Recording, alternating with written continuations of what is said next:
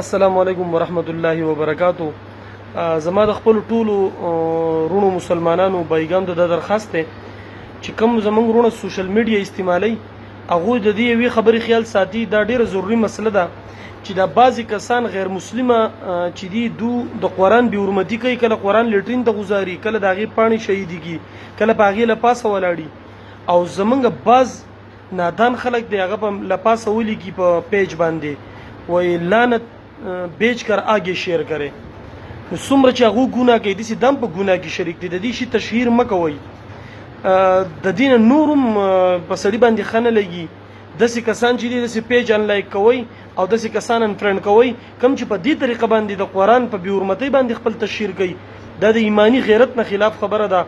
ټول په کم مسلمانان رونه چې زموږ په دې خبره باندې نه دی پوه، هغه دا غواړي چې دا په حرمتي خو شو د خو چې دا د مخ کې شیرګي او د دې سره په معاشره کې او فساد هم خوريږي. نو کم کسان چې دا کار کوي خدای دې د دنیا د مخ نه پناه کی، خو چې منګه شیر کو نو موږ ټول دنیا ته خایو. نو دا شی زونه مخ کې مشیر کوي. دا یو ډیره ضروری مسله ده. د دې خبرې خیال وساتئ او دسی پیجونه لایک کوي او دسی کسان ان فرند کوي او دا بالکل په دې کې د خپل ګناي سره بالکل ماخلی. الله دې عمل کولو توفیق را نصیب کړي.